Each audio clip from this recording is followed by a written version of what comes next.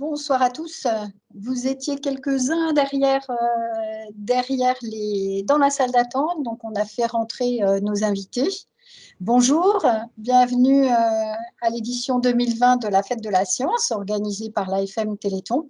Et ce soir, c'est apéro labo et apéro au labo avec Jean-Yves Augrel et une assistante Isabelle, vraisemblablement, et peut-être même une démonstration. Alors moi, je m'appelle Mireille Lasnowski. Je suis chargée de communication réseau événementiel dans un service qui porte le même nom. Et ce soir, je serai la modératrice. Alors, j'ai pas énormément de personnes à faire rentrer dans la salle. Il n'y aura peut-être pas énormément de questions. C'est pour ça que vous pourrez vous autoriser à prendre la parole directement. Et puis, si ce n'est pas audible, moi, je retransmettrai vos questions au fur et à mesure dans la petite barre de conversation en haut, dans la barre de conversation, pour transmettre les questions à Jean-Yves. Voilà. Eh bien, on est quand même très heureux et ravis de vous accueillir. Cette fête de la science, c'est l'AFM Téléthon qui l'organise et ça fait longtemps qu'on participe aux fêtes de la science parce que pour nous, c'est une fierté que d'ouvrir nos portes et d'ouvrir les portes des laboratoires et des experts pour montrer ce qu'on fait avec les dons du Téléthon. La FM Téléthon, peut-être vous le savez pour la plupart d'entre vous qui êtes invités, c'est une association de malades et de parents de malades dont le combat vise à mettre au point des médicaments innovants. Et en attendant ces traitements, effectivement, c'est aider aussi les personnes atteintes de maladies neuromusculaires à vivre le mieux possible avec leur pathologie. Alors, la stratégie que l'AFM Téléthon met en place est une stratégie d'intérêt général. Effectivement, on finance la recherche depuis le début et sur des centaines de pathologies. Et on a des résultats intéressants dans différentes pathologies avec des thérapies géniques qui sont avérées dans la maladie de l'œil, la maladie du foie, du sang, de la peau, des déficits immunitaires et puis bien évidemment dans les maladies neuromusculaires qui nous concernent plus directement. Alors derrière, vous êtes peut-être donateur, adhérent, bénévole, partenaire peut-être. Vous organisez une animation Téléthon et vous savez que les premières victoires sur la maladie arrivent. Il y a des centaines de malades qui sont traités grâce au travail des chercheurs financés par le Téléthon. L'idée de ces apéros labos, c'est de montrer le travail des chercheurs et de vous faire entrer dans ces laboratoires, pour voir ce qui s'y passe et pouvoir discuter avec nos experts. Effectivement, on a un contexte sanitaire un peu particulier, donc d'habitude, on est en contact direct avec les experts. Cette fois-ci, on a été obligé de se réorganiser, donc on a fait une fête de la science revisitée et on a des rendez-vous inédits depuis le début de la semaine. Le coup d'envoi a été donné par Serge Braun avec un Facebook Live et depuis le début de la semaine, on a une multitude de rendez-vous qui sont organisés et ce soir, on en a 3 parallèles qui sont enclenchés et demain, samedi 10 octobre, on terminera cette fête de la science avec un apéro au labo en matinée. Là, de toute façon, comme je vous le disais, nous ne sommes pas très nombreux, donc on peut désactiver nos micros et nos caméras. Et Jean-Yves Augrel, qu'on remercie, qui est notre expert, qui travaille à l'Institut de myologie, mais qui ne va pas manquer de se présenter. Jean-Yves Augrel va nous parler de son travail, de celui de son équipe, et de nous dire comment le Téléthon l'aide dans son travail de tous les jours pour avancer sur la recherche et aider les malades au sein de l'Institut. Jean-Yves, à toi la parole. Merci Mireille pour cette introduction. Donc, je m'appelle Jean-Yves Augrel, je suis responsable du laboratoire de physiologie et d'évaluation neuromusculaire à l'Institut de myologie. Pour ceux qui ne connaissent pas l'Institut de myologie, c'est un centre de consultation, de recherche et d'enseignement sur les pathologies neuromusculaires qui a été créé par l'AFM Téléthon il y a maintenant plus de 25 ans. Donc Mireille vous a parlé beaucoup des thérapies et en fait mon laboratoire est spécialisé dans l'évaluation des patients puisque quand il y a une thérapie, il faut être capable de détecter si il y a une amélioration ou non de la fonction neuromusculaire au sens large.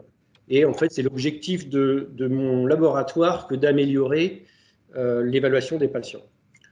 Alors, soit au cours de l'histoire, ce qu'on appelle l'histoire naturelle de la maladie, c'est-à-dire le décours de la maladie sans traitement, mais c'est surtout stratégique lorsqu'il y a des tests de traitement, qu'ils soient pharmacologiques, pharmacogéniques, thérapie génique ou thérapie cellulaire, voire même la rééducation par l'activité physique, par exemple. Alors ce soir, je vais me focaliser principalement sur la mesure de la force, vous montrer que il existe de multiples méthodes pour mesurer la force musculaire. Mais avant de me focaliser sur cette force, je vais vous faire une petite introduction de physiologie. Alors, je vais pas rentrer dans des détails très ardus. Et encore une fois, comme vous le disiez Mireille, si vous avez envie de poser des questions, comme on n'est pas très nombreux, vous pouvez prendre la parole. Et puis après, une petite introduction théorique.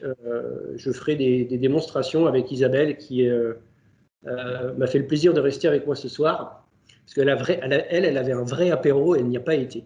Donc je vois qu'il y a un haut qui lève la main. Oui, Jean-Yves, je ne sais pas si tu m'entends. Oui. Je ne sais pas si c'est normal qu'on voit la slide de la fête de la science et on ne te voit pas toi, ou est-ce que c'est normal? Non, je dirais non. Donc là, ça veut dire que vous ne voyez pas.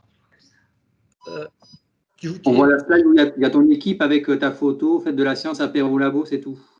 Oui, après, ça, je ne sais pas. Bon. Oui, non, mais j'allais passer à cette diapositive, mais merci Olivier pour ton intervention. Donc en fait, oui, je voulais vous dire aussi qu'on était une petite équipe, hein, on n'est pas nombreux, on est 6 permanents, et en fait, notre activité est divisée en une partie, on va dire, évaluation pure. Ce sont des kinésithérapeutes qui sont chercheurs également, et d'un autre côté, ce sont on va dire des technologues ou des ingénieurs. Isabelle, qui est avec moi ici, est ingénieure, et moi j'ai un background aussi de technologique. Alors, les muscles que l'on étudie à l'Institut de myologie sont les muscles à contraction volontaire. Vous savez qu'il existe 3 types de muscles. Il y a les muscles lisses qui fonctionnent tout seuls. C'est les muscles, par exemple, des intestins, certains sphincters, etc. Il y a le muscle cardiaque, qui est un muscle à part, qui est un muscle strié, mais non squelettique, puisqu'il n'est pas rattaché au squelette. Lui, il a un fonctionnement autonome. Et enfin, il y a donc les muscles striés squelettiques. Alors, pourquoi on les appelle striés squelettiques? Tout simplement parce que quand on les regarde à la microscopie électronique, et donc vous avez une petite slide, un petit schéma, une petite figure au-dessus de organisation et composition musculaire qui vous montre sur la droite là, comment on aperçoit en microscopie un tissu musculaire quand on le regarde de près. Et donc cet aspect strié est dû à l'arrangement moléculaire des différentes molécules qui composent ce muscle, notamment essentiellement les protéines contractiles que sont l'actine et la myosine. Et donc, là, je viens d'expliquer la partie striée, la partie squelettique, tout simplement parce que les muscles ils sont rattachés au squelette et ils sont responsables des mouvements de ce squelette, que ce soit pour de nombreuses activités de la vie quotidienne. Alors, tous ces muscles sont à contraction volontaire, c'est-à-dire qu'on peut les arrêter de les faire fonctionner. Alors, je vais donner des exemples. Là, pendant que je parle, je n'en ai pas conscience, mais j'ai une vingtaine de muscles qui sont en synergie et qui me permettent d'articuler à peu près correctement ce que je suis en train de dire. Il y a des muscles qui me permettent de rester assis et de combattre la gravité, essentiellement les muscles paraspinaux et les muscles du cou. Si je n'avais pas ces muscles, je serais comme une poupée de chiffon molle au sol. Donc ces muscles-là fonctionnent en permanence, mais je peux les mettre au repos peux m'arrêter de parler, et je peux m'allonger. Je peux m'allonger et on va dire, combattre l'effet de la gravité comme ceci. Ensuite, on a d'autres muscles qui sont très importants. C'est par exemple le diaphragme. Donc, le diaphragme, c'est un muscle strié squelettique que je peux contrôler. Je peux m'arrêter de respirer. Alors, évidemment, ça ne marche pas très longtemps, mais c'est pour montrer que tous ces muscles sont des muscles à contraction volontaire. Et ces muscles, ils sont essentiels pour réaliser l'ensemble des tâches que l'on a à effectuer tous les jours, de la respiration à la diction, à la marche, à l'appréhension, même aux relations sociales, hein, puisque on communique beaucoup avec notre corps. Donc ces muscles-là sont vraiment essentiels à la vie. Et donc, pour fonctionner, un muscle doit recevoir donc une commande qui part au niveau du cortex moteur, qui est plus ou moins d'ailleurs consciente, hein, puisque, encore une fois, les muscles du diaphragme et les muscles paraspinaux, ils fonctionnent tout seuls, grâce à des capteurs hein, qu'on a et un fonctionnement nerveux autonome que l'on a et qui nous permettent de les faire fonctionner sans qu'on y pense. Cet ordre moteur va descendre le long de la moelle épinière et va partir via des racines qui sortent en fait à tous les niveaux vertébraux de chaque vertèbre, des racines vers un certain nombre de muscles. Donc voilà, les muscles qui sont sur les membres supérieurs partent plutôt, les nerfs partent plutôt au niveau du rachis cervical, alors que les muscles du membre inférieur, ce serait plutôt au niveau lombaire. Et donc, dans ces racines nerveuses, il y a ce qu'on appelle les motoneurones ou les nerfs moteurs et qui permettent d'aller exciter les muscles pour leur ordonner de se contracter. Alors là, donc, la première, on va dire, propriété du muscle, c'est de pouvoir se raccourcir et de générer une tension sur les tendons auxquels le muscle est rattaché. Et ces tendons sont rattachés au squelette et donc ça va pouvoir occasionner le mouvement du squelette. Alors évidemment, tout ça est coordonné un peu par le système nerveux central pour organiser les mouvements le plus harmonieux possible et le plus organisé possible, le mieux organisé possible.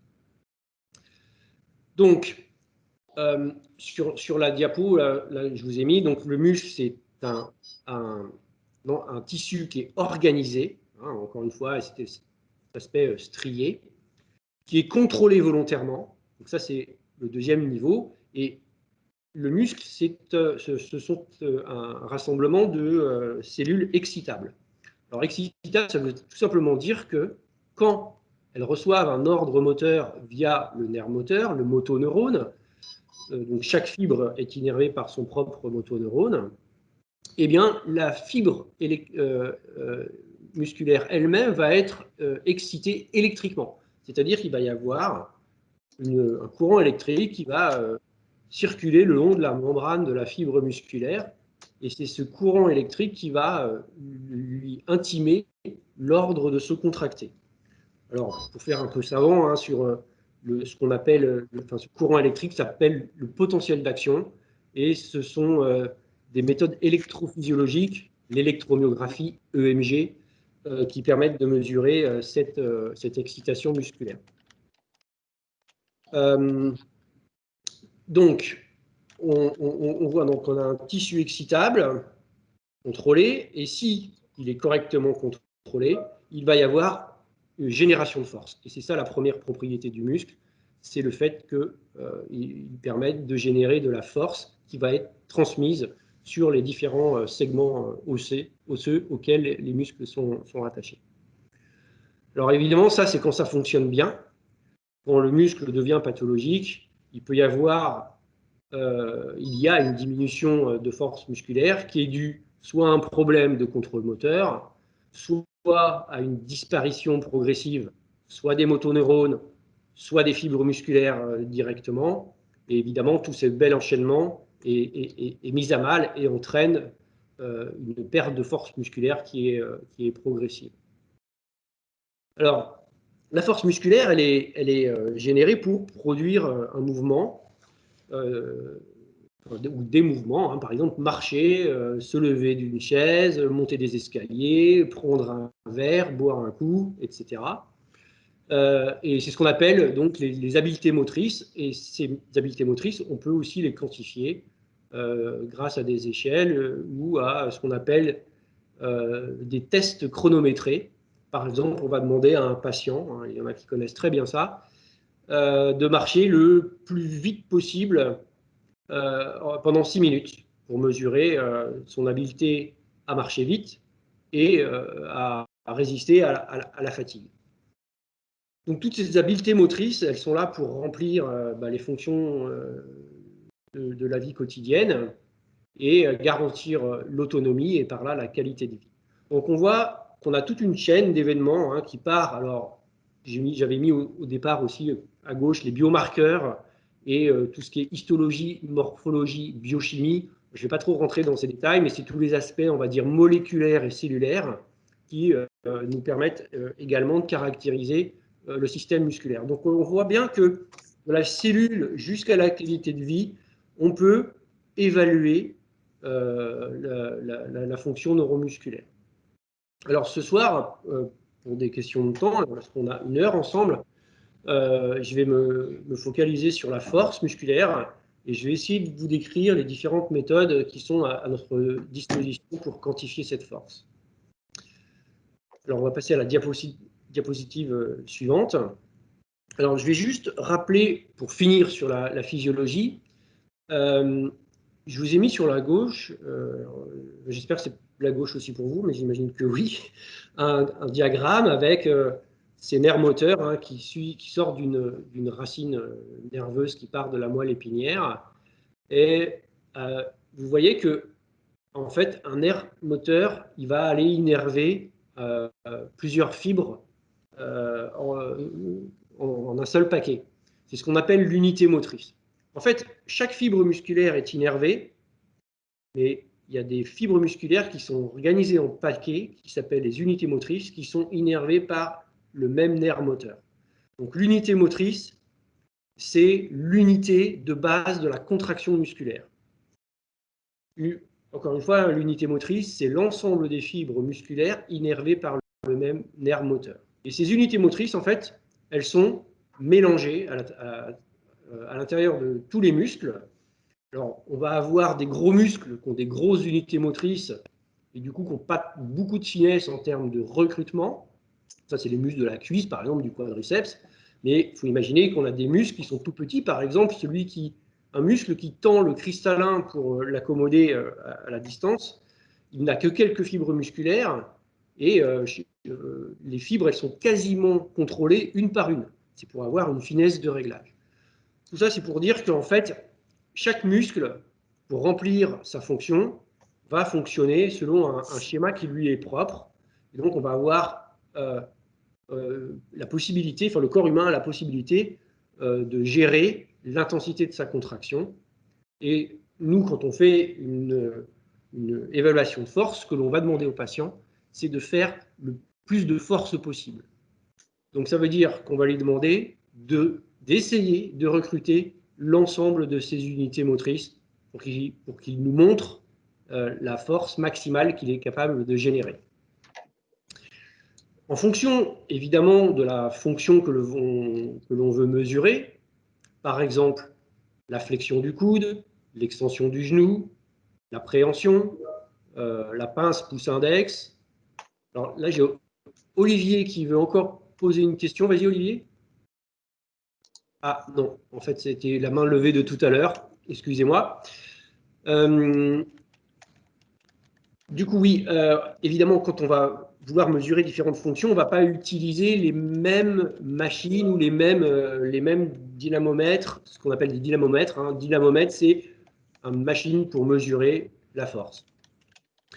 Et on ne va pas forcément utiliser non plus les mêmes méthodes. Alors là, je vais vous présenter, alors c'est très schématique, mais j'ai préféré le faire comme ça par souci de facilité, les 5 méthodes principales qu'on utilise pour mesurer la force musculaire. Et après, pour illustrer mes propos, je vais vous montrer, je vais vous faire une démonstration avec Isabelle. Alors, en même temps que quand je vais faire mes présentations, je vais changer de caméra. Alors, il faudra me laisser peut-être un petit peu de temps pour faire les zooms et les mises au point de ma caméra, puisque je vais vous montrer différentes choses. Alors, la première méthode qu'on utilise pour mesurer la force musculaire, c'est ce qu'on appelle le testing musculaire manuel. Alors, en anglais, on dit MMT, Manual Muscle Testing, le testing manuel. Donc, c'est une échelle de cotation entre 0 et 5. Ça, c'est l'échelle la plus utilisée. 5, c'est force normale. 0, c'est contraction imperceptible par la main de l'évaluateur. Et entre ce 0 et 5, on a des grades, donc 0, 1, 2, 3, 4, 5, sur lesquels on va essayer de grader la force musculaire. On peut même rajouter autour des notes, de ces entiers complets, des plus ou des moins pour dire, bon, c'est un petit peu mieux que 3 ou un petit peu moins que 3, etc. Et donc, chaque grade, en fait, correspond à des niveaux qui sont cotés. Hein. Donc, 5, c'est force normale, 4, c'est force sous-normale, et puis après, on va décroître comme ça vers le bas de l'échelle jusqu'à 0, contraction imperceptible, c'est-à-dire que l'évaluateur n'est même pas capable de sentir la contraction musculaire qui devrait avoir lieu. Alors, le problème d'utiliser ce genre de testing, un testing manuel, c'est que, il est assez subjectif et il est difficile à standardiser. Par exemple, si je mesure une femme de faible corpulence qui fait 50 kg, 1,50 m, et puis que je vais la comparer à un gros gaillard d'1,90 m qui fait 90 kg, bah, décider ce qu'est la force normale pour chacun d'entre eux, bah, ce n'est pas très facile. Alors, je ne vous explique pas quand ce sont des enfants, puisqu'en fonction de leur croissance, bah, ils évoluent. Mesurer la force d'un enfant de 10 ans, bah, c'est très difficile de décider ce qu'est une force normale pour un enfant de 10 ans. Donc, subjectivité dans les cotations en fonction du patient, mais aussi si par exemple 2 évaluateurs voient le même patient, en fonction de leur ressenti, qui est encore une fois subjectif, il n'est pas évident qu'ils mettent la même note à ce patient. Donc ça pose un petit problème de reproductibilité, standardisation. Et puis le dernier problème, c'est que c'est une échelle qui est non linéaire, c'est-à-dire que pour passer du grade 5 à 4, par exemple, ben, ça ne va pas être la même perte de force réelle que de passer entre 4 et 3, ou 3 et 2, 1 et 0, etc. Donc c'est un petit peu embêtant aussi quand on veut faire un suivi quantifié de la force du patient. Par contre, ce qui est quand même à reconnaître au testing manuel, c'est qu'en fait, il ne nécessite pas de matériel. Donc, il est très pratique. On peut l'exercer dans n'importe quelle consultation. Et pour dégrossir, on va dire, les approches sur les faiblesses musculaires, ben, c'est un outil clinique qui est quand même très utile. Par contre, évidemment, quand il s'agit de suivre un patient de façon très précise, lors du suivi du patient, soit pour décrire son évolution dans le temps, soit au contraire pour tester l'effet d'un médicament, là, bah, il nous faut des échelles beaucoup plus quantifiées. Donc là, on va utiliser une deuxième méthode pour essayer d'améliorer cette quantification avec ce qu'on appelle la dynamométrie manuelle. Alors, en anglais, ça fait HHD, c'est Handheld Dynamometry. C'est une petite interface. Alors, je vous montrerai tout à l'heure ce que c'est, mais là, j'en ai un. Hein. C'est une petite interface qui va se mettre dans la main de l'évaluateur et qui va permettre de quantifier la force, puisque c'est un capteur de force en fait qui est à l'intérieur de cette interface. C'est la deuxième image que vous voyez sur la droite là. Là, on est en train de tester une extension de coude. Et vous voyez, il y a une machine dans la main de l'évaluateur et cette machine s'appelle un dynamomètre manuel. Et donc, c'est comme un capteur de pression en fait, hein, et ça va nous donner la pression générée par le patient sur cette petite machine. Le problème de cette dynamométrie, c'est que quand les patients sont très très forts, ça arrive, hein, on a des patients qui sont parfois très forts, et ben, l'évaluateur, lui, il a du mal à tenir la position. Et donc, en fait, la mesure n'est pas très bonne, car dès lors qu'il y a du mouvement, eh ben, la mesure, elle n'est pas très reproductible. Donc, toutes les méthodes là, que je suis en train de vous décrire, hein, ce sont des évaluations statiques de force maximale, force statique ou dite également isométrique. Parce que isométrique, pas de changement de longueur musculaire. Donc, je disais que pour les patients les plus forts, la dynamométrie manuelle n'était pas forcément très adaptée parce que l'évaluateur avait du mal à tenir la position. Sur un coude, ça va. Sur un genou ou une hanche, c'est quasiment impossible. Et puis, de l'autre côté de l'échelle, ben, les patients les plus faibles, on a du mal à les évaluer avec ces méthodes, puisque l'évaluateur va influencer énormément, alors évidemment de façon relative, hein, la mesure. Alors, je donne un exemple, hein, sur une extension de coude comme ça, un sujet sain ferait à peu près peut-être 20 kg. Et il faut imaginer que nous, on a des patients qui peuvent faire 200 grammes. Et quand le patient il appuie 200 grammes, ben, c'est difficile pour que l'évaluateur, lui, ne modifie pas la pression qu'il va mettre sur l'avant-bras du patient et lui-même générer 200 grammes, voire 500 grammes, plus que ce que le patient est capable de faire. Alors, on a trouvé des solutions pour pallier les défauts de la dynamométrie manuelle, au moins pour les patients les plus forts. On fait ce qu'on appelle de la dynamométrie fixe, alors qu'on appelle aussi QMT en anglais. Donc là, c'est la petite image suivante sur la droite. En fait, on va utiliser un capteur de force qui est placé le long d'une sangle. Et cette sangle, elle est connectée d'un côté à un point fixe. Enfin, le capteur de force, il est fixé sur un statif. Hein. Généralement, ce sont des barres qui sont elles-mêmes, des barres métalliques qui sont elles-mêmes fixées au mur. Et de l'autre côté, nous avons donc une sangle qui vient entourer le membre du patient que l'on veut mesurer. Donc ici encore, hein, c'est donné en termes d'extension du coude. Et le patient, il aura beau être très fort, ben, la sangle, elle ne va pas bouger et le capteur va correctement mesurer la force musculaire. Par contre, on ne règle absolument pas le problème de la mesure chez les patients les plus faibles. Et je dirais même, c'est pire, parce qu'ici, il faut que le patient arrive à tendre la sangle tout en soulevant le capteur, qui lui-même a une certaine masse, des masses d'ailleurs qui peuvent être assez importantes, puisqu'il y a des gens qui font pas loin d'1 kilo.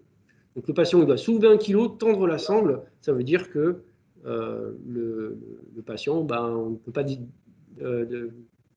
distinguer, enfin, détecter sa force s'il ne fait pas au moins 2 ou 3 kilos. Et encore une fois, nous, on a des patients qui font moins de 500 grammes. Le quatrième groupe de machines, c'est un peu la Rolls-Royce, hein, ce sont des machines qui sont très très coûteuses, qu'on appelle des dynamomètres isocinétiques. Alors, eux, c'est des chaises, ça ressemble un peu avec des chaises de torture, avec beaucoup d'ustensiles et un appareillage assez imposant, qui nous permet de mesurer, alors on ne mesure plus une force en kilos, mais on va mesurer un couple de forces, c'est-à-dire une force de rotation. Je reviendrai tout à l'heure dans ma démonstration sur comment on mesure un couple de forces ou un moment de force. Le moment de force, c'est tout simplement le produit entre la force linéaire qui est engendrée à l'endroit où on va poser le capteur ou la sangle, et le bras de levier, c'est-à-dire la distance entre ce capteur et l'axe de rotation. C'est une distance perpendiculaire. Bon, ça doit vous rappeler peut-être à certains des souvenirs de physique, de terminale, mais le principe, il est très simple. Et encore une fois, je reviendrai dessus tout à l'heure. Les dynamomètres isocinétiques, ils ont cet avantage de pouvoir non seulement travailler en statique, donc en isométrique, mais également à des vitesses variables de mouvement, ce qui peut être appréciable lorsque l'on veut mesurer la force musculaire du patient au décours d'un mouvement. Et ce mouvement, on peut le faire varier en vitesse.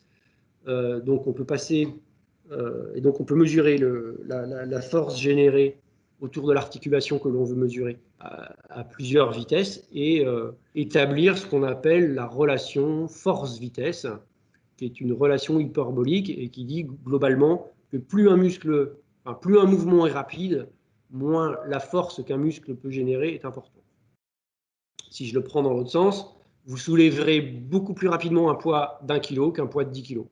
C'est exactement cette relation qu'on arrive à mettre en œuvre. Je vois que l'on pose la question, c'est est-ce qu'il y aura un temps de parole? Oui, si vous voulez si vous avez une question brûlante maintenant, je veux bien accepter les questions. Mireille, un commentaire? Oui, je suis le chat là pour que chacun puisse prendre la parole. Effectivement, on n'est que 12 ou 13 participants. N'hésitez pas à poser vos questions si vous voulez le faire en direct et maintenant. Moi, je vais couper ma caméra, mais au fur et à mesure que vous intervenez, allez-y. On va le faire en direct. Je pense que c'est plus simple, Jean-Yves. On a juste des soucis de caméra avec toi parce que de ton côté, on a la caméra qui se fige. Enfin, l'image qui se fige, pardon, pas la caméra. Je pense que c'est un... On va voir. Allez-y pour ceux qui veulent poser des questions. Je vois, il y a quelqu'un qui lève la main, mais je ne suis pas capable de voir qui. Je vais mettre un petit texte, posez vos questions.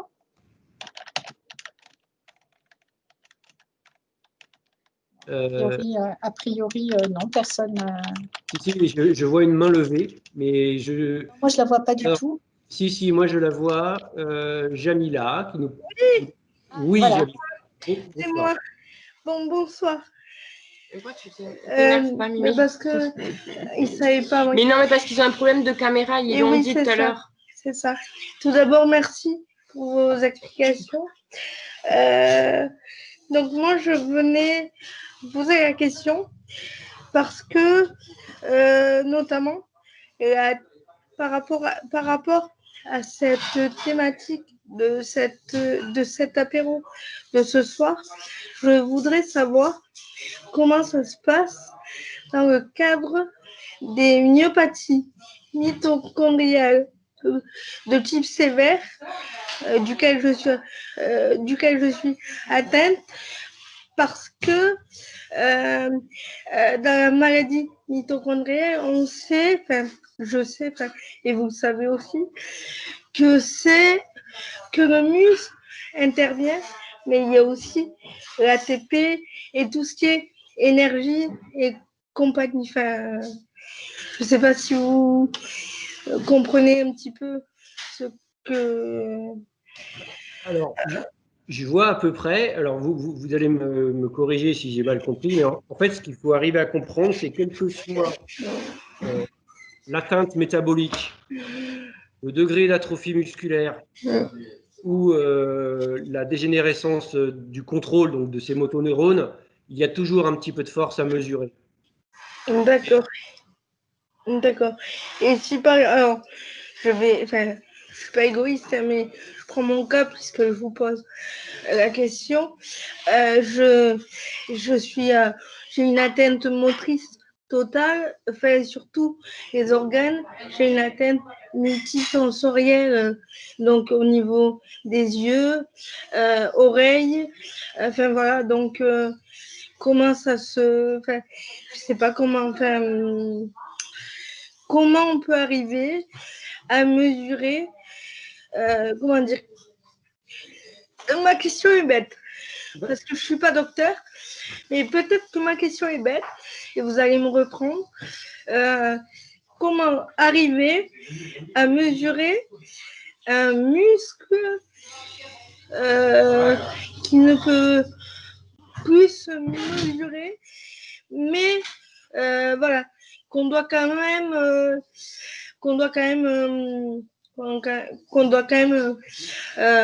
suivre l'évolution. Je ne sais pas comment formuler la question parce que je ne suis pas médecin. Voilà, le jargon médical, c'est pas, j'entends des trucs, mais voilà. Alors, je vais essayer de répondre. Alors, je vais essayer d'être clair. Donc, en fait, il y a la plupart du temps, on est capable de mesurer la force de la plupart des muscles, mais il y a des fonctions qui sont compliquées à mesurer. Par exemple, la fermeture des yeux, ben, ça c'est un petit peu compliqué. Par contre, on a des machines, encore une fois des dynamomètres, pour mesurer la force des masséters, hein, qui sont les muscles de la mâchoire, même les muscles de la langue, on a des dynamomètres pour le faire. Donc, on ne peut pas mesurer tous les muscles. Et encore une fois, les muscles ils travaillent en synergie pour créer des mouvements. Par exemple, quand on va mesurer l'extension du genou, eh ben, on ne va pas mesurer un muscle, on va mesurer l'ensemble des muscles qui concourent à cette fonction. Donc, c'est le quadriceps. Le quadriceps, c'est 4 muscles. Donc, c'est ces muscles en synergie qui vont travailler ensemble pour produire la force d'extension du genou. Encore une fois, généralement, quelle que soit l'atteinte motrice, il y a la plupart du temps toujours un petit quelque chose à mesurer, même si l'atteinte est très sévère. Oui. Je vous montrerai tout à l'heure un exemple de dynamomètre que l'on a développé pour justement mesurer les patients les plus faibles. Et c'est un petit peu l'objectif de mon laboratoire, développer des outils. Alors, là, vous anticipez un peu ce que j'allais dire après. Pardon. Problème. Mais en fait, l'idée, c'est vraiment d'arriver à mesurer le plus de personnes possible, qu'elles soient fortes ou très, très, très faibles. D'accord. Je vous donnerai des exemples tout à l'heure. D'accord ? Ok. J'ai juste une dernière question. Au niveau respiratoire, alors je suis trachéotomisée sous respirateur.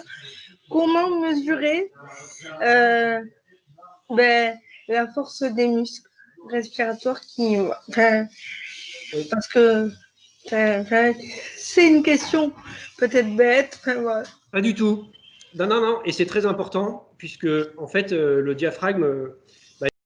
Alors, on va parler du diaphragme essentiellement. Hein, je ne vais pas parler des intercostaux puisque Oui. le muscle respiratoire principal, c'est le diaphragme. Le diaphragme, on a 2 grandes familles de méthodes pour le mesurer. On va pouvoir mesurer sa force indirectement par des épreuves respiratoires. On va par exemple mesurer la pression inspiratoire et expiratoire maximale. C'est une façon d'avoir une idée indirecte de la force du diaphragme. Mais maintenant, on a des méthodes à partir d'imagerie un petit peu spécialisée. Ce sont des techniques qu'on appelle élastographie. C'est un petit peu compliqué, qui vont nous permettre de mesurer la contractilité du diaphragme. C'est comme une échographie. Oui. Mais on va aller exciter le muscle avec une onde sonore. Et la façon dont le muscle va se déformer va nous renseigner sur la contractilité du diaphragme, c'est-à-dire son aptitude à cette contractilité. Donc, on a d'un côté des méthodes indirectes, et de l'autre côté, ces méthodes un petit peu plus directes. Mais effectivement, on ne peut pas aller mesurer avec un capteur de force directement dans le diaphragme. En tout cas, merci merci pour vos réponses, parce que c'est très important d'apprendre des choses que je ne connaissais pas, et bravo pour vos connaissances. Enfin, chapeau, quoi. Merci. Je vais essayer d'être au même niveau jusqu'à la fin, d'accord ? D'accord. Merci à vous. De rien. Alors, je parlais tout à l'heure, alors s'il n'y a pas d'autres questions, de dynamométrie isocinétique, donc ces grosses machines hein, qui nous permettent de mesurer la force à différentes vitesses. Et puis enfin, il y a un dernier groupe que moi j'appelle la dynamométrie spécifique, qui est en fait, qui regroupe un ensemble de machines qui mesurent une fonction bien précise, comme par exemple la force de flexion-extension de cheville, la force de flexion-extension de poignet, la force de préhension, la force de pincement. Tout à l'heure, je parlais du muscle de la langue, la force de la langue. Tout ça demande des dynamomètres qui sont spécifiques et qui ne peuvent être utilisés que pour une fonction. On va passer effectivement à la diapositive suivante, si tu veux.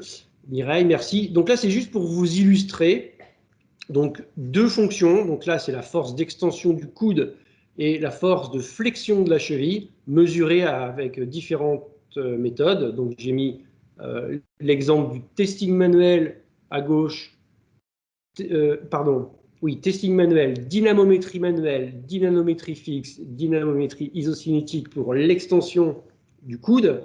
Et je vous ai mis le testing manuel, la dynamométrie manuelle, la dynamométrie fixe et la dynamométrie spécifique pour la flexion de cheville. Hein, ce sont juste des exemples.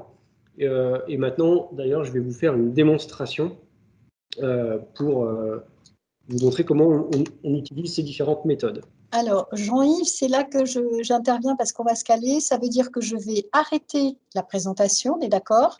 Si tu veux. Si tout le monde, j'espère que ça va aller parce qu'on a un petit souci de caméra. Donc, j'arrête la présentation. Je vais demander peut-être à Jamila de couper sa caméra, si Jamila, tu veux bien. Alors, Jean-Yves, je te laisse donc prendre la parole. Le souci, c'est que j'ai l'impression que ta caméra est figée. Je ne sais pas si les personnes en face, je ne sais pas si les personnes qui sont derrière leur caméra, l'apéro ou labo, voient Jean-Yves ou pas. Non.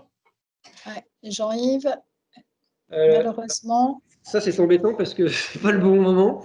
Ben non, c'était pas le. Ouais, alors on a des soucis. Ouais, tout est figé, toutes les personnes qui sont. Ouais. Il y a Ludovic qui me répond. Par contre, oui. Il y a 2 minutes, j'ai vu un JH s'afficher et c'est revenu à votre image. Je vais voir si je peux appeler un ami à la rescousse, Karine, pour voir si... je vais voir. Hein. Et donc là, Jean-Yves, toi, tout est coincé chez toi, je suppose. Jean-Yves? Jean-Yves? Bah, écoutez, je reprends la parole. J'ai l'impression qu'on a perdu Jean-Yves. Il ne m'entend plus et il ne me répond plus. Ça tombe au plus mauvais moment puisqu'il allait faire sa démonstration en direct live. Peut-être va-t-il se reconnecter, je ne sais pas. Est-ce qu'il a quitté la conversation? Je me permets de vous dire oui.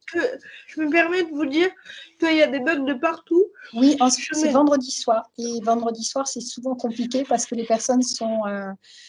enfin, on a beaucoup de personnes qui sont sur les réseaux sociaux, sur Internet, etc. Et que le vendredi soir n'est jamais un bon créneau.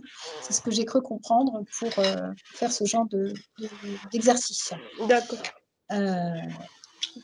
Bon, voilà. En tout cas, on vous voit. Moi, on me voit, hein, mais j'ai l'impression que Jean-Yves, malheureusement, je ne le vois plus dans les intervenants.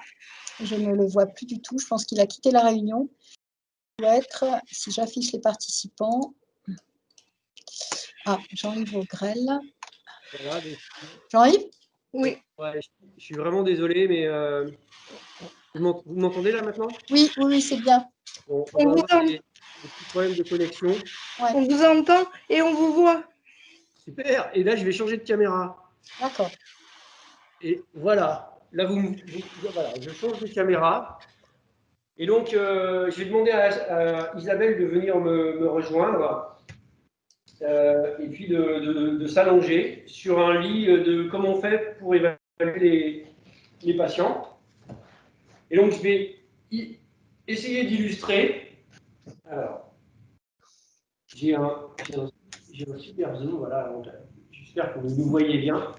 Je vais essayer de vous illustrer la façon, au moins 4 des façons avec lesquelles on est capable de mesurer la force musculaire. Évidemment, la grosse machine, là, je ne l'ai pas avec moi. Donc, par exemple, si je veux évaluer la force d'extension du coude, donc le mouvement que je vais demander au patient de réaliser, c'est d'essayer de détendre son coude. Mais moi, je vais l'en empêcher, d'accord? Donc, je vais mettre ma main et puis un certain nombre de prises pour éviter que le patient bouge trop, et je vais lui demander de forcer le plus fort possible.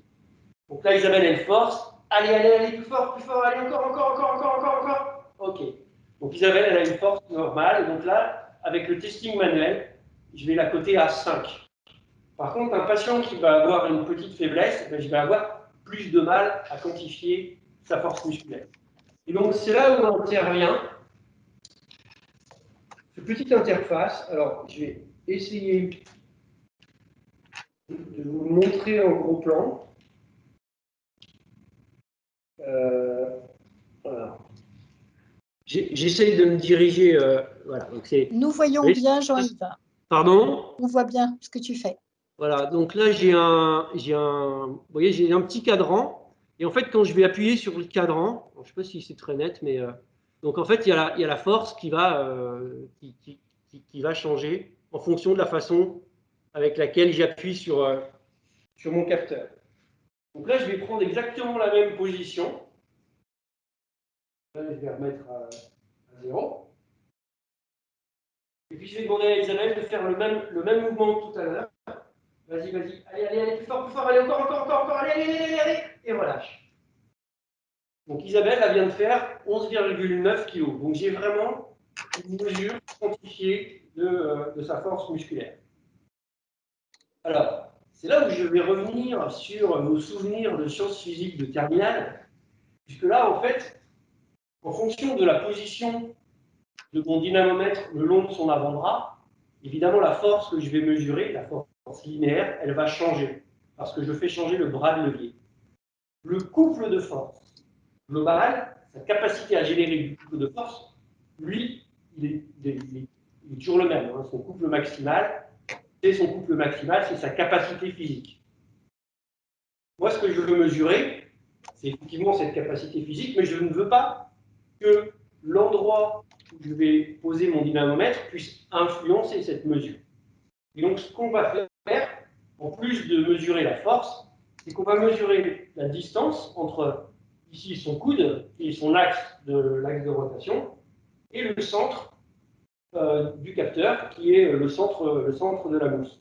Et on va faire le produit des deux, et on va mesurer non plus en kilogrammes, mais en newton-mètre, qui est l'unité de mesure des couples de force. Alors on va faire un petit exercice.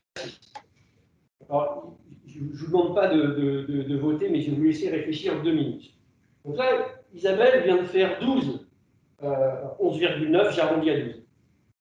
En appuyant, quand je mets mon dynamomètre comme ça. Si par exemple, je divise par 2 son bras de levier, c'est-à-dire que je me place au milieu de son avant-bras, qu'est-ce que je vais mesurer sur mon dynamomètre? Alors, la réponse est 2 fois plus. Si je divise par 2 le bras de levier, je vais multiplier par 2 la force que je vais pouvoir mesurer, que je vais voir sur ce petit dynamomètre. Tout simplement parce que le produit de la longueur par la force, lui, reste toujours constant. Alors, il y a une autre façon d'expliquer, hein, c'est quand vous ouvrez une porte, c'est beaucoup plus facile d'appuyer loin des charnières que près des charnières. Plus vous allez vous rapprocher des charnières, plus ça va être difficile de faire tourner cette porte. C'est exactement le même principe, à l'envers, de la mesure par dynamométrie manuelle et la mesure de force d'ailleurs en général. Tout à l'heure, je vous ai dit, pour mesurer les patients les plus forts, c'est compliqué parce que si quelqu'un est vraiment très fort et que moi, je n'arrive pas à retenir la force du patient, je vais faire une mesure qui est mauvaise. Et si mon patient il est très faible, la façon dont moi je vais appuyer sur l'avant-bras du patient va énormément influencer la mesure. Et donc là, je vous ai expliqué qu'il y avait une autre technique. Donc là, c'est ce qu'on appelle la dynamométrie fixe. Donc là, je vais vous montrer un dynamomètre, un capteur de force. Hein, c'est un capteur qui est comme ceci, qu'on va fixer d'un côté au patient et de l'autre côté à un point fixe. Donc par exemple, pour reprendre l'exemple de la force d'extension du poignet, donc là je mets une petite sangle sur le patient, je l'accroche d'un côté sur le capteur, et de l'autre côté, je vais l'accrocher à un point fixe. Et donc là, Isabelle, elle va faire une extension, et mon capteur qui est ici, lui, ne va pas bouger. Même s'il est très forte, la sonde, elle ne va pas casser.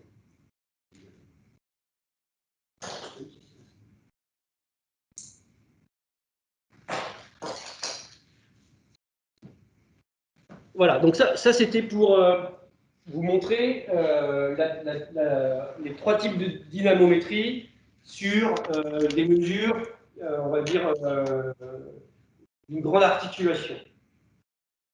C'est beaucoup plus compliqué sur les petites articulations. Alors, quand je dis petites articulations, c'est par exemple les mouvements des doigts et de la main, le mouvement des orteils, les mouvements, c'est très compliqué de mesurer ces fonctions-là. Même la cheville, ce n'est pas forcément évident. Et là, on fait appel à ce qu'on appelle des dynamomètres spécifiques.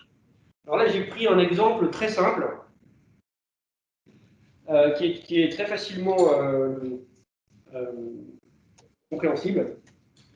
Donc là, je vous ai emmené, c'est un dynamomètre qui permet de mesurer la force de préhension, c'est-à-dire la façon dont je suis capable de serrer le poing sur un objet. D'accord ? Donc là, je vais faire la mesure sur Isabelle, donc elle va venir voilà, s'asseoir. Donc ce que je vais faire, c'est qu'elle va prendre le dynamomètre et puis je vais lui demander de faire sa force maximale. Prêt ? Allez, vas-y, allez, encore, allez, plus fort. Et voilà. Isabelle est très forte. Elle a fait 38 kg. Alors, je vais juste rechanger ma petite caméra, juste pour faire un petit complément. Je ne sais pas si vous avez observé, mais quand je fais des évaluations de force, j'essaie d'encourager le sujet. Effectivement, c'est très important parce que ce qu'on demande aux patients, c'est de réaliser une performance. C'est faire sa meilleure performance. Donc, on sait que même chez les sportifs de haut niveau, hein, l'état psychologique est très important. Et donc, on essaye de motiver au mieux possible pour que le patient il se donne à fond. Et quand il se donne à fond, généralement, la force maximale est très reproductible. Donc, on ne fait pas qu'un essai, hein, souvent on en fait 3. Et on prend le meilleur essai comme étant la meilleure performance de la journée. Encore une fois, cette performance, elle est très reproductible, et ce qui nous permet d'ailleurs de vérifier que le patient il est vraiment à fond. Parce que si on a un patient qui fait 10, 5 et 10, on se dit, oh bon, le deuxième, pas vraiment. Par contre, on est sûr que les 10 qui sont bien reproductibles, il a vraiment été à fond. Alors, là, je vous montre donc ce dynamomètre que je viens d'utiliser. Le problème de ce dynamomètre, donc je ne sais pas si vous arrivez à voir. Oui, très bien. Donc en fait, vous voyez, il y a une petite aiguille qui va monter au fur et à mesure que je serre. Là, je suis en train de serrer, et cette aiguille noire, elle va pousser une autre aiguille, qui est une petite aiguille rouge. Je ne sais pas si vous la voyez.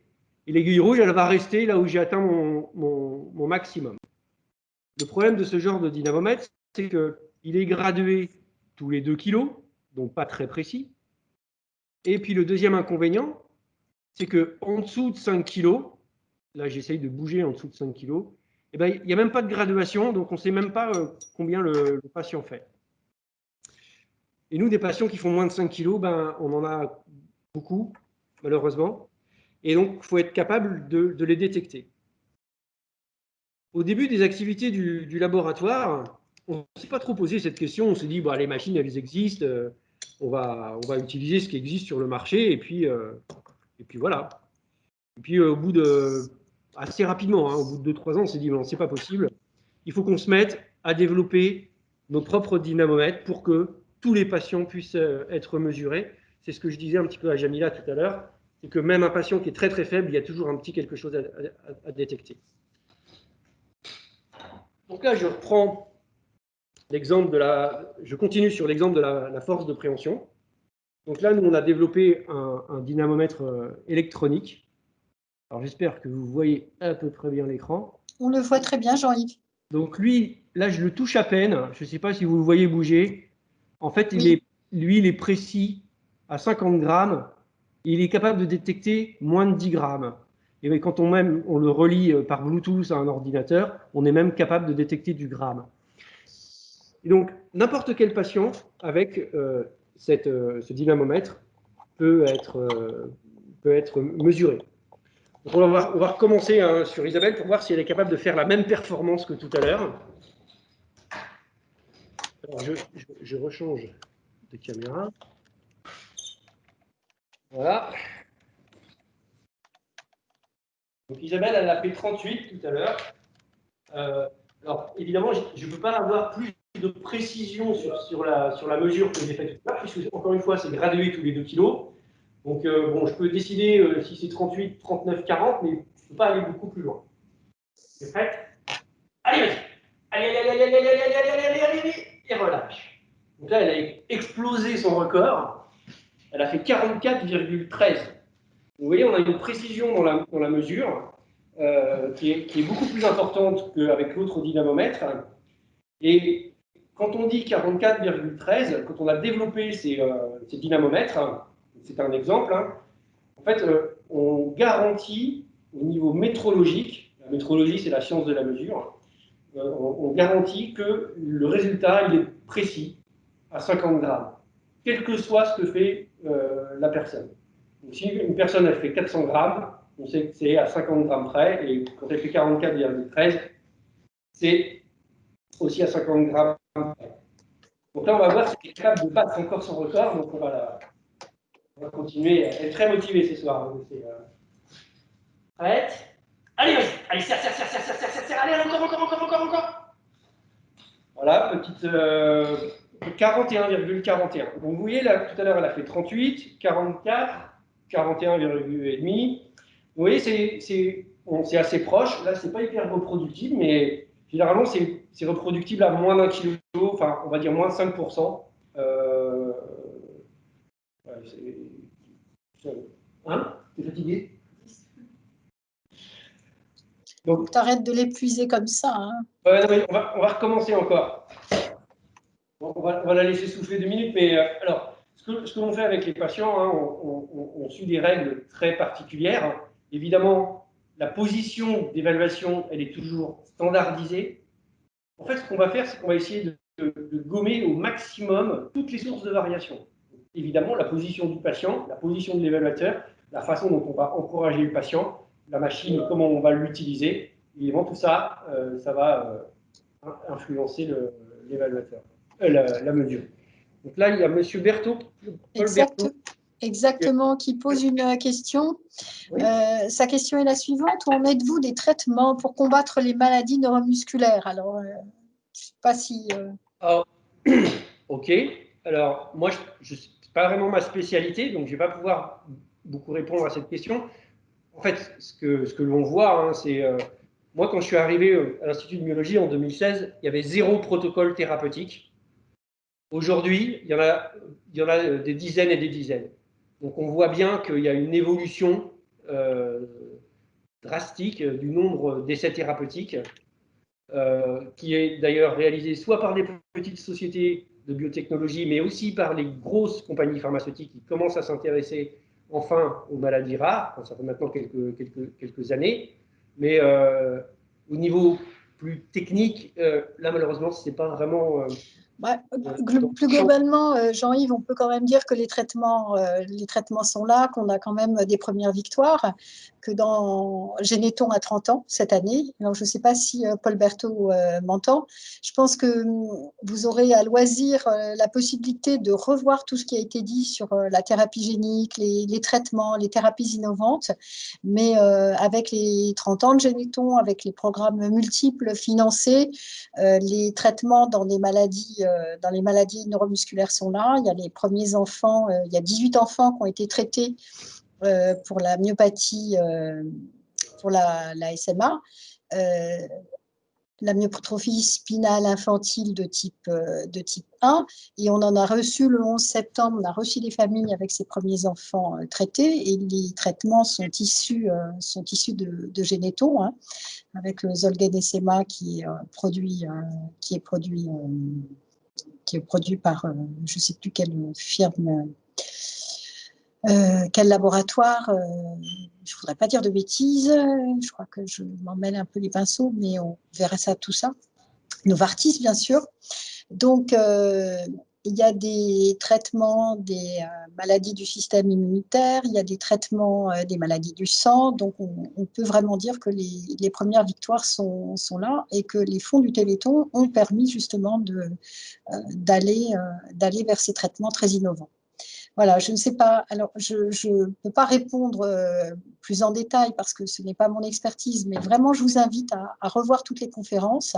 Elles vont être sur YouTube et vous allez pouvoir suivre les interventions des chercheurs et des experts, qu'ils soient dans les laboratoires de Généton, de ISTEM, de l'Institut de myologie, pour voir exactement où on en est. Et en fait, c'est vraiment l'objet de ces fêtes de la science, c'est d'ouvrir la porte et de donner la parole aux experts pour dire où en sont les recherches et comment sont utilisés les dons du Téléthon. Voilà. Est-ce que j'ai répondu à votre question? D'accord. Voilà, je pense que Jean-Yves, tu peux poursuivre. Oui, alors je ne vais pas être long parce que je vois que le temps passe. Et puis oui, là, oui. Moi, je commence à avoir soif aussi. Donc, ouais, bah écoute, hein, c'est un peu l'apéro. Moi, j'ai que de l'eau sous portée de main, là, mais j'espère que quelqu'un a un petit verre de vin blanc. Hein. Je voulais faire une dernière performance à Isabelle et après, je conclue. Oui, s'il te plaît, parce que là, franchement, derrière, Isabelle a eu le temps de se reposer. Et voilà. Je voulais la challenger. Bon, elle a fait 42,35. C'est bien. On peut l'applaudir. Bon, elle est très, très forte. Alors, donc là, je vous ai vraiment donné un overview des méthodes d'évaluation de force. C'est ce qu'on faisait un petit peu dans mon laboratoire. Je veux bien que tu passes sur la diapositive de présentation de mon équipe. Alors, je vais reprendre ta présentation. Hein. Ouais, en fait, tout simplement pour vous dire que bah, c'est un travail d'équipe. Hein. Tout à l'heure, je vous ai dit qu'on était une petite équipe. On est 6 permanents. Donc, ouais, je pense que c'est la. Voilà, c'est ça. D'ailleurs, il y en a que ça intéresse. Nous avons un rapport d'activité sur l'ensemble de l'Institut qui a été élaboré pour 2019. Hein. On va le refaire bientôt. Mais voilà, c'est avec toutes ces personnes que je travaille, tous ces sourires. C'est vraiment un plaisir de travailler avec eux.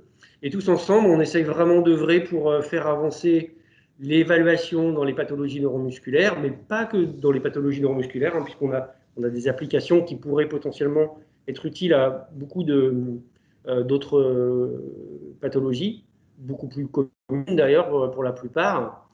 Vous dire aussi que tout ce qu'on a fait, la plupart des choses que l'on fait en termes de développement technologique, eh ben c'est grâce aux dons du Téléthon qu'on le fait. Hein. On est largement financé par la FM Téléthon. Et à ce titre, je voulais aussi vous remercier. J'espère que mon exposé a été relativement clair. Enfin, j'espère qu'il a été très clair d'ailleurs, mais pas relativement. Et encore une fois, si vous avez des questions, vous pouvez les adresser à Mireille et qui me les retransmettra. Ou, je ne sais pas quel autre média. On a une adresse mail sur notre site. Il y a une dernière question, excuse-moi de t'interrompre Jean-Yves, mais il y a une dernière question de Paul Berton qui est notre invité. Qu'attendez-vous de ce 34e Téléthon? On peut le dire, bon, on va remettre la caméra. Ce 34e Téléthon, je pense que Jean-Yves, toi, on attend de poursuivre et de pouvoir financer toutes les équipes de recherche qui sont financées, enfin qu'on finance déjà, et que les victoires sont là et qu'il faut vraiment continuer. Donc, le 34e Téléthon, pour nous, c'est permettre aux équipes de chercheurs que vous avez et qui sont intervenus toute cette semaine et qu'on n'a pas tous vus, parce qu'il y en a bien d'autres, mais permettre à ces équipes de chercheurs d'être financées et de poursuivre Voilà, et surtout d'arriver au traitement. Si quelqu'un veut prendre la parole éventuellement. Moi, Georges, oui. je tiens à remercier toute l'équipe parce que ils font des misères, mais c'est des bonnes misères. Et dans la bonne humeur. Merci, D'accord. Georges. C'est-à-dire que Georges, quand vous venez à l'Institut, vous êtes entre les mains de Jean-Yves et de son équipe, c'est ce que je comprends. C'est Aurélie qui me torture. D'accord. Mais bon, Jean-Yves le connaît aussi. Mais c'est vrai que quand on est à l'Institut et qu'on les voit et qu'ils font tous les testings possibles et inimaginables, on est bien. Ça, là-dessus, je pense qu'on peut le transmettre à toutes les familles. Bah, écoutez, c'est sympathique ce témoignage, effectivement, et ça permet à Jean-Yves d'avoir un retour sur le travail fait à l'Institut. Donc, comme vous voyez, l'Institut, bah, ça a plus de 20 ans, hein, plus de 20 ans de progrès. Et au début, bah, je crois que les familles en ont rêvé. Et puis, bah, eh bien, on est en 2019 et effectivement, on se dirige maintenant vers autre chose, vers une fondation, hein, puisque l'Institut de Myologie, c'est à Paris. Voilà.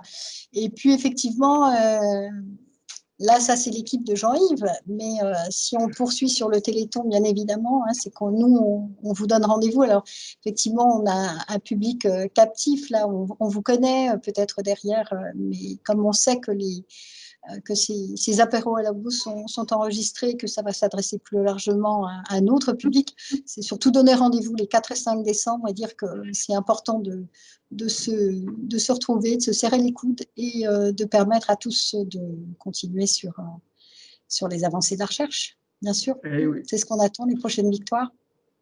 On est dans un train, on met du charbon, il faut continuer à mettre du charbon. Exactement. Et pour Jean-Yves et moi, qui sommes arrivés à peu près en même temps dans cette galaxie, moi à l'AFM Téléthon et toi Jean-Yves à l'Institut de Myologie, je pense qu'on a vu le chemin parcouru, les progrès, et puis de fil en aiguille, les laboratoires financés, et puis ce qui s'est passé sur Évry. Enfin, c'est juste quelque chose d'exceptionnel. Ça, c'est grâce au Téléthon. Exactement. Voilà. Eh bien, écoutez, moi, je voulais quand même remercier vivement Jean-Yves et au-delà de Jean-Yves, son équipe, mais surtout Isabelle, parce qu'elle s'est quand même prêtée à l'exercice, hein, comme on dit. Et puis, vous redonnez peut-être le site Fête de la Science, où vous pouvez retrouver demain, entre 11h30 et 12h30, notre directeur général qui finira ses apéros au labo avec Jean-Louis Mandel et qui parlera d'étendre le dépistage à la naissance des maladies rares et d'urgence. Et puis, bah, nous, on finit ces sessions et comme je le disais, retrouver la totalité des sujets qui pourront vous intéresser sur le site YouTube de l'AFM Téléthon. Bah, merci encore. Jean-Yves, tu veux peut-être conclure ? Oui, bah, merci à ceux qui ont pris le temps et qui sont restés pendant toute ma présentation. Voilà. Mais bon, c'est vrai que là, on est dans un environnement, une période qui est assez compliquée. Hein. D'habitude, on fait ça de façon très interactive. Bon, mais en tout cas, j'espère que ça n'a pas trop dénaturé ou en tout cas empêché de comprendre tout le travail que l'on fait autour de l'évaluation des patients. Merci à tous et puis à très bientôt. Bonne soirée à tous. Merci à vous. Oui. Et puis je pense qu'on va aller prendre l'apéro, mais nous, l'apéro en vrai, peut-être là ce soir. Hein. Oui. Merci d'être restés. Je vous souhaite un excellent week-end. Et rendez-vous demain avec, si vous avez le temps, avec Christian Cotet et Jean-Louis Mandel, peut-être ? Oui. Je vous le souhaite. Au revoir à tous. Au revoir. Et merci. Bon week-end. Bon week-end. Merci encore.